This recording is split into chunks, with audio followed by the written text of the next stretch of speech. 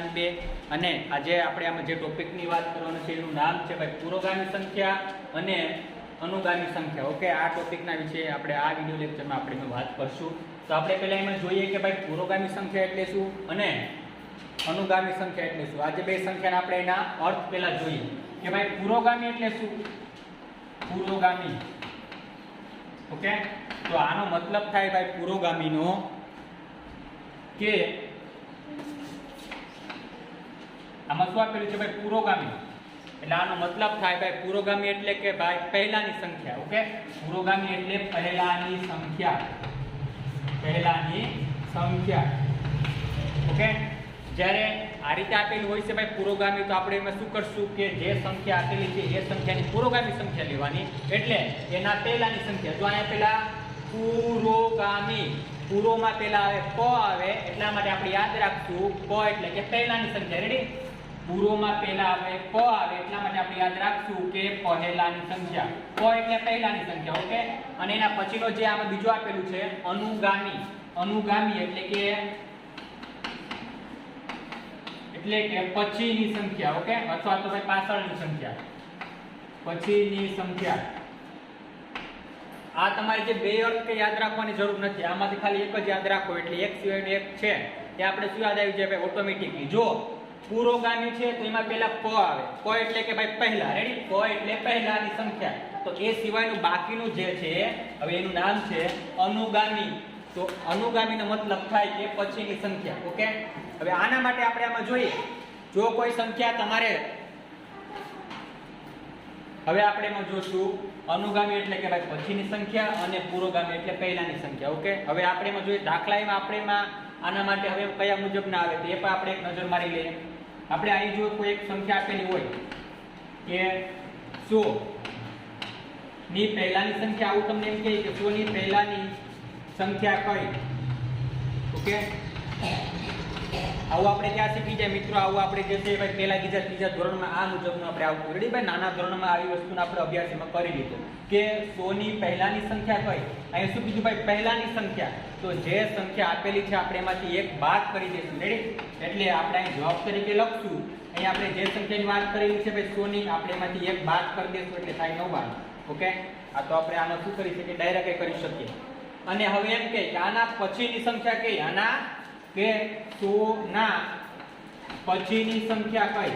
Ready, પછીની સંખ્યા કઈ, તો આપણે શું કરશું કે જે સંખ્યા આપેલી છે એમાં આપણે શું કરશું, એક ઉમેરી દેશું એટલે કે 101.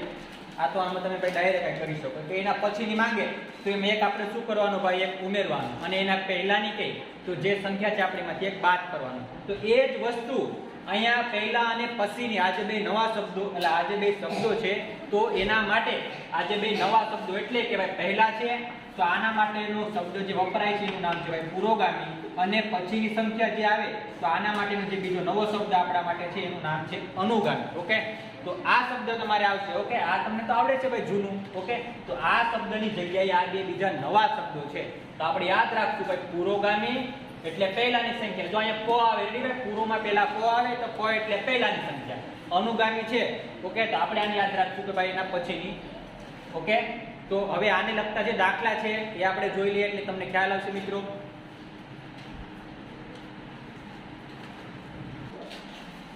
આ બે દાખલા જોઈએ આપણે મિત્રો.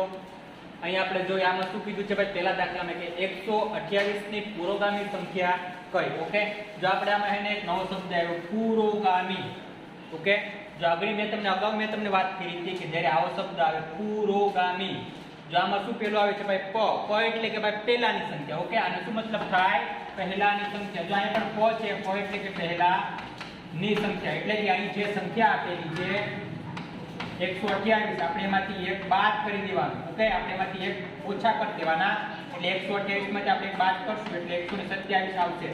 એટલે કે 128 ની પુરોગામી સંખ્યા કઈ, તો કે 128 ની પુરોગામી સંખ્યા આવશે 127.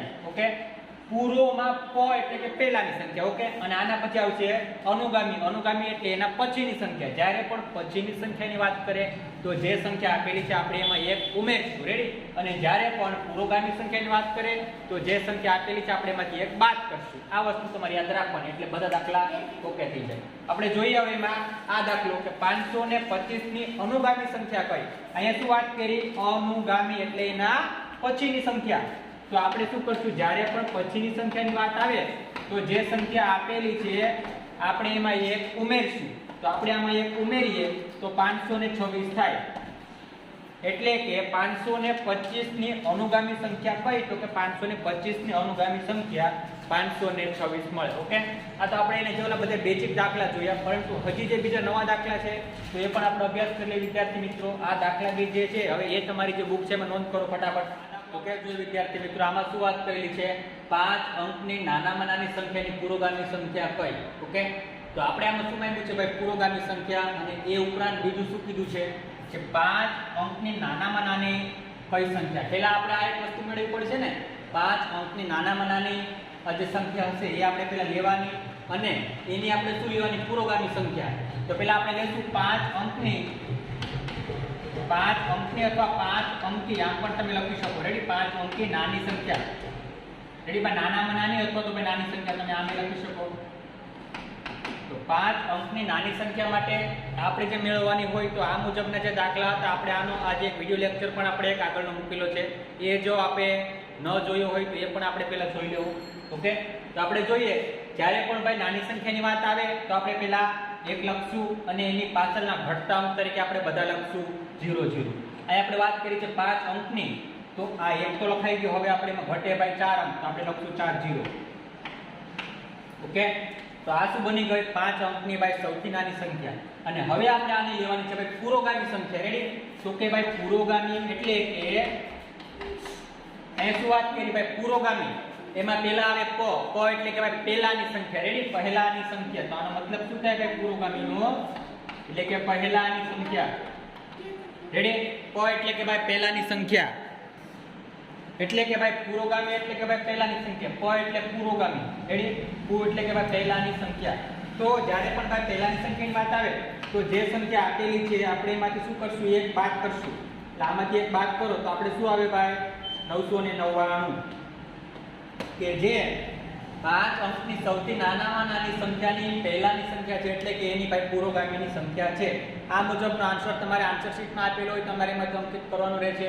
આ દાખલો વિદ્યાર્થી મિત્રો, આ દાખલો તમે તમારી જે બુક છે એમાં નોંધ કરો ફટાફટ.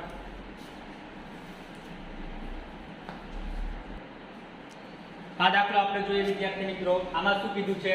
4 અંકની મોટામાં મોટી સંખ્યાની અનુગામી સંખ્યા કઈ? ઓકે, આમાં શું કીધું? અનુગામી. અનુગામી એટલે એના પછીની સંખ્યા. ઓકે ભાઈ, પુરોગામી એટલે કે ભાઈ પહેલાની સંખ્યા, અને અનુગામી એટલે કે ભાઈ પછીની સંખ્યા. જ્યારે પણ આ જે શબ્દ આવશે અનુગામી, તો જે સંખ્યા આપેલી છે આપણે એમાં શું કરશું? આપણે એમાં એક ઉમેરશું. ઓકે, પહેલા આપણે આગળ જોઈએ શું કીધું? 4 અંકની મોટામાં મોટી સંખ્યા. આપણે પહેલા મેળવશું મિત્રો. તો અહીં ધ્યાન આપજો. 4 અંકની એટલે 4 અંકી પણ લખી શકો અથવા 4 અંકની પણ લખી શકો. 4 અંકની મોટી સંખ્યા અથવા મોટામાં મોટી સંખ્યા. ઓકે, તો જ્યારે પણ ભાઈ મોટી સંખ્યાની વાત આવે તો આપણે એમાં શું લેશું ભાઈ? બધા 9, અને જેટલા અંક એટલે આપણે લેશું 9. તો અહીં આપણે વાત કરી મોટી સંખ્યાની, તો આપણે લેશું 9, અને શું વાત કરી? 4 અંક એટલે 4 વખત આપણે લેશું 9. એટલે આ 1 વખત, 2 વખત, આ 3 વખત અને 4 વખત. આ શું બની ગઈ? 4 અંકની સૌથી મોટામાં મોટી સંખ્યા અથવા 4 અંકની સૌથી મોટી સંખ્યા. હવે આનું આપણે લેવાનું છે ભાઈ અનુગામી સંખ્યા. રેડી?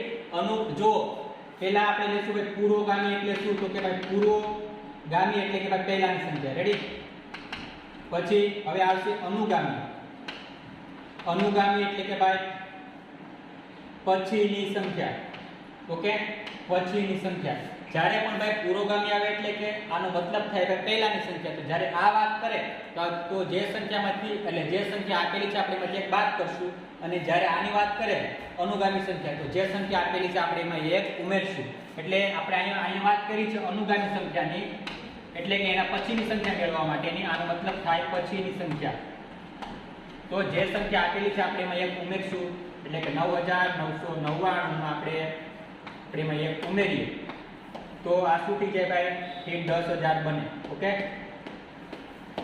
આ મુજબનો આન્સર તમારા આન્સર શીટમાં આપેલો છે વિદ્યાર્થી મિત્રો. આ તમારે એમાંથી નોંધ કરવાનું રહેશે.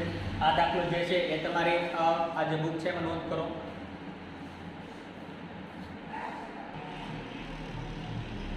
આ દાખલો આપણે જોઈએ વિદ્યાર્થી મિત્રો.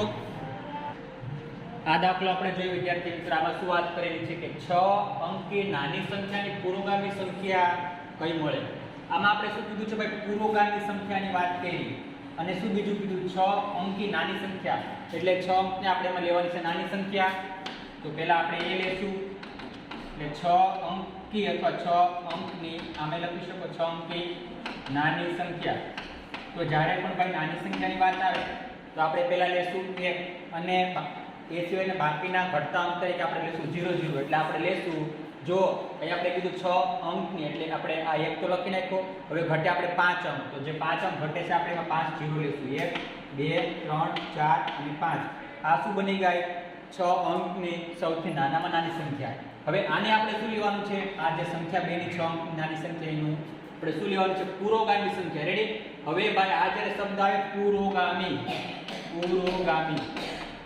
તો આનો શું મતલબ થાય ભાઈ પુરોગામી જો અહીં પહેલા કો આવ્યો કો એટલે કે ભાઈ પહેલાની સંખ્યા. તો જ્યારે પણ પહેલાની સંખ્યાની વાત કરે તો જે સંખ્યા આપેલી છે આપણે એમાંથી એક બાદ કરશું. એટલે અહીંયા આપેલા છે જો 1 2 3 4 અને 5 એટલે 1 2 3 4 અને 5 અને આ 6.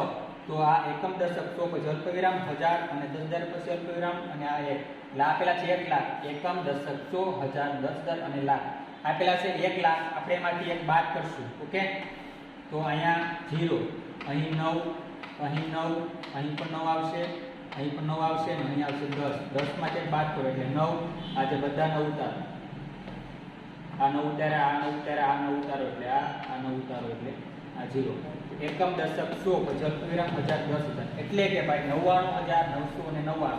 આ મુજબનો આન્સર શીટ તમારે વિદ્યાર્થી મિત્રો જે આન્સર શીટમાં આપેલો છે તમારે કમ્પ્લીટ કરવાનો રહેશે. આ દાખલો છે એ તમારી બુક છે એમાં નોંધ કરો. ઓકે.